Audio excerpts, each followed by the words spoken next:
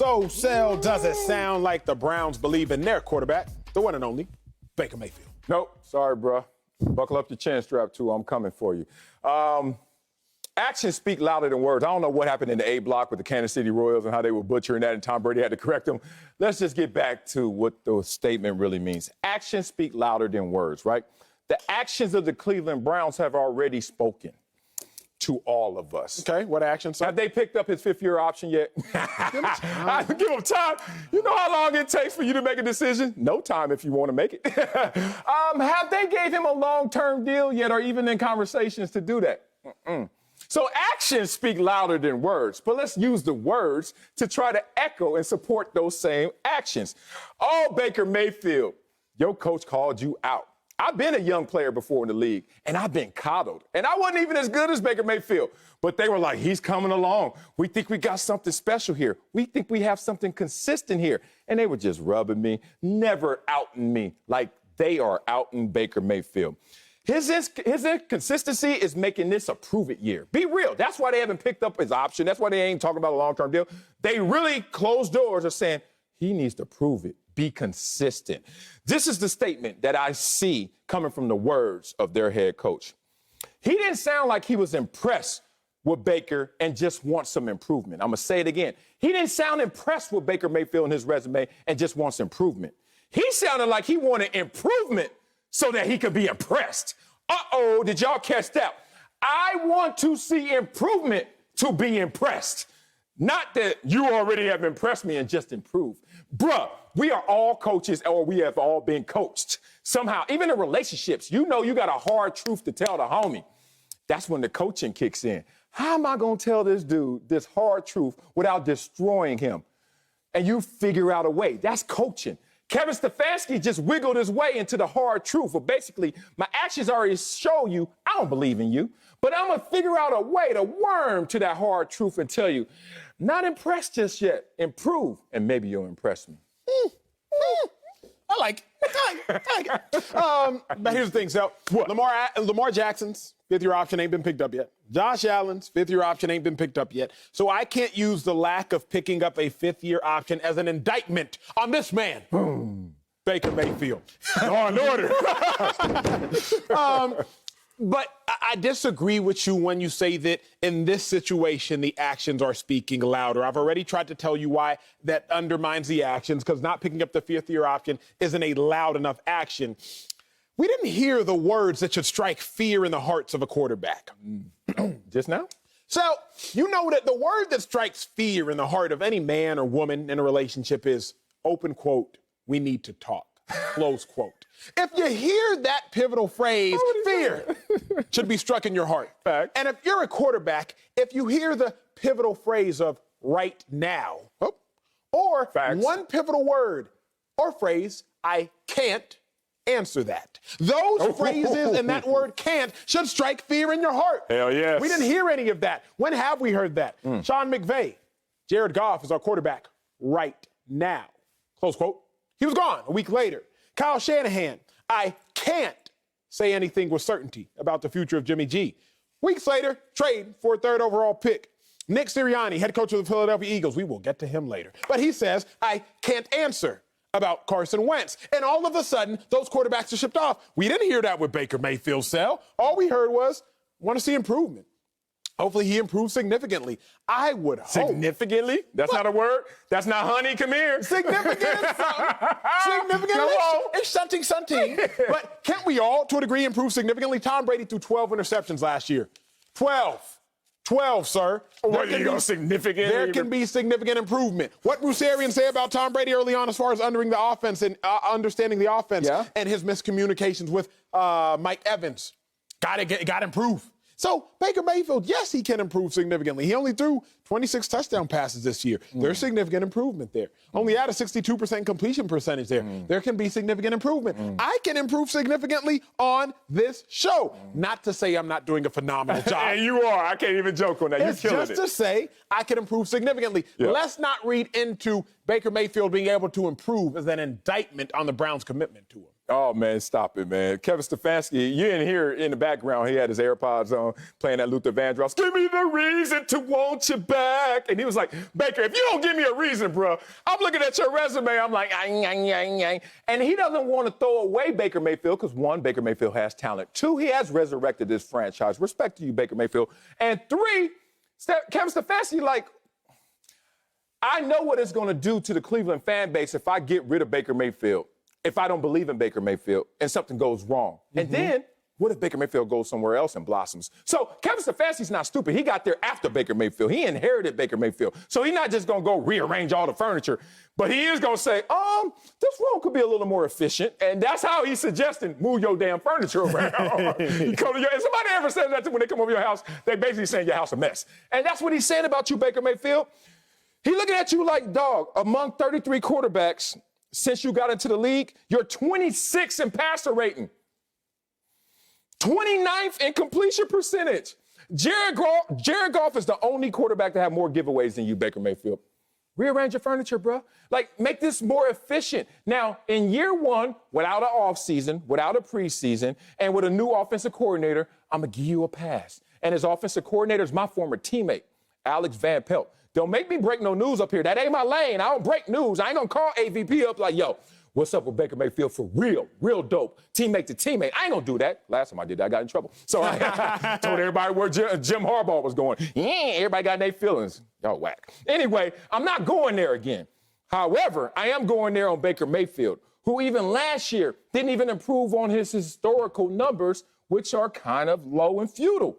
30th in NFL completion percentage last year. Got even worse. They don't even run the offense through you. You got Pro Bowlers at receiver. You got Pro Bowlers up front. You got Pro Bowlers in the tight end and the running back group. Everywhere you're dressed up perfectly. The best makeup. What's that, MAC? MAC makeup everywhere, and you still ugly? Boy, if you don't fix your face, Baker Mayfield, that's what Kevin Stefanski is trying to tell him. It's just that simple, man. We've been in this position before. No Pro Bowls, one winning season. It's just an ugly resume to always have his support. That's fair. I actually think Rihanna has a makeup line like Fenty Beauty or something. Okay, let's pump that up. Let's pump that. Shout out to you, Rihanna. But you can't touch Beyonce. Nonetheless, if the Browns don't believe in Baker Mayfield, they just got belief issues. That's what it comes down to, Sel. Like, and let's be real. If the Browns, if y'all still don't believe in Baker Mayfield, that's not on Baker. Really? Now y'all just got trust issues. Like, if I'm telling you the truth and you keep doubting me, I can't keep telling you the truth. What's the truth? And the truth is, Baker Mayfield with a competent head coach is nice.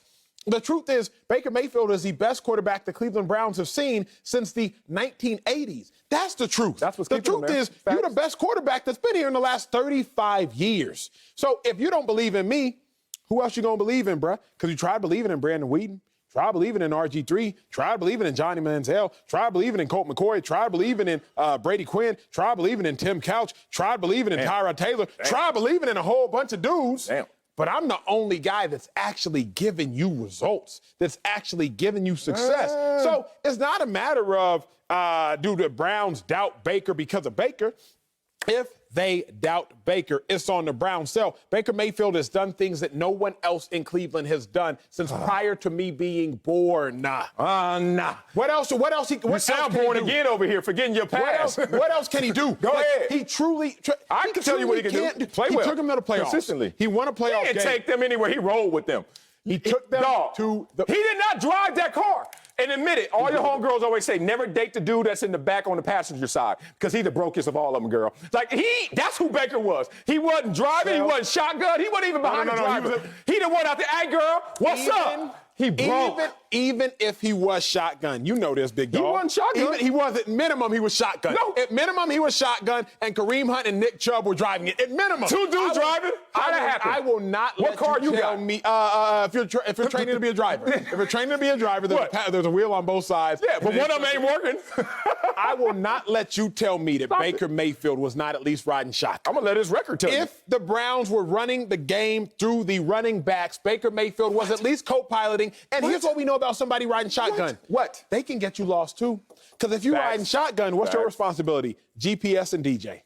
You got two responsibilities if you riding shotgun. GPS and DJ. And then flip order, too. DJ first, damn it. I need the vibes, and I need you to get me there. Yes. So even if Baker Mayfield wasn't driving the car, if he was riding shotgun, he still had a major responsibility to get the Browns there. And he got them to the playoffs, place they hadn't been since 2002. He won a playoff game, something that hadn't happened since 94. He won 11 games, something that hadn't happened since 94. So even if he was riding shotgun, I'll give you that, Sal. I will concede he wasn't driving. No, he was riding shotgun. Shotgun still got major responsibility. Kevin Stefanski, I hear those AirPods again. No. Who was riding shotgun then? Who was riding shotgun? Scrubs. No. It was when it's really, yeah. That's the part. That's the part. Who was Kevin Stefanski like he broke? Who was riding? Stop trying to holler. Who was riding shotgun? Nick Chubb and Kareem Hunt were both in the front. Yes, sir. And my car has one for the driver, and that would be Nick Chubb. Kareem Hunt sitting there. And then you got to talk about the receiving core, offensive line. You got to say everything to protect. Let me be real. So Baker was in the trunk. That's what you're telling me. Hey, if he don't ball this year, Kevin Stefanski going to have him in that trunk, lumped up. That's what's going to happen. Here's the thing.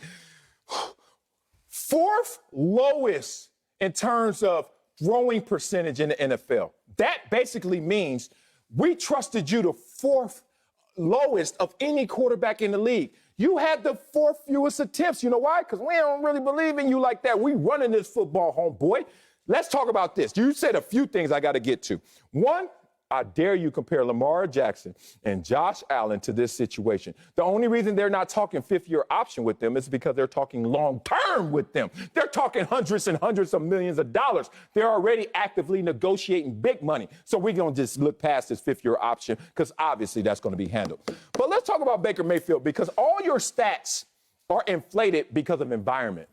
And oh boy, once again, Baker Mayfield gets inflated because he's hood rich. Basically, he's in a horrible situation, but since he's doing we're going to inflate it. We're going to say, oh, that's amazing. He's basically at a horrible school. The worst Cleveland Browns has been pretty bad historically, right? It's the bad school, as they used to say when I grew up, the dummy school. Okay, guess what? You can't have a 2.1 GPA, Baker Mayfield, at the dummy school and be valedictorian, and I'm supposed to be impressed. I am not impressed by your 2.1 GPA. That's what's happening here. You're giving Cleveland, because of their history, so much credit. You grading on the worst curve ever. He got a 2.1 GPA, dog. That's it. He rode the wave to the playoffs. He didn't make waves to get him to the playoffs. So stop with this Baker love. Here's what we got to say, Sal, because this is the disconnect that you are fueling and allowing to continue to be pervasive in our society about Baker Mayfield, Marcellus, Wiley. Society. Usage isn't always about trust. Okay. We have a show where it's a 50-50 split, right? Former athletes, we be up here. We both do the same amount of work on this show. But there are a plethora of shows across sports networks where the host doesn't really talk that much. Facts. And it's not because they're not trusted to talk, but what's their responsibility within that team? On some shows, you the host, you don't talk a lot. Facts. Not because you aren't good at your job. There are plenty of hosts that are all-time greats in the Sports Hall of Fame on other networks. Shout out to my dog Greeny. But your usage is just dependent upon your responsibility within that team. Baker Mayfield's usage isn't very high with the Cleveland Browns. It's not a matter of trust, but what is his responsibility within the team of the Cleveland Browns? So I got to say, I'm not going to use Baker Mayfield's usage as an indictment on Baker Mayfield's ability. It's just speaking to the nature in which the Browns run their organization. But be real. How many times we watch those shows? They're like, oh, they got a new host? Oh, another new host? They're interchangeable for a reason. Because you ain't the one really making all this work. Coming up, James.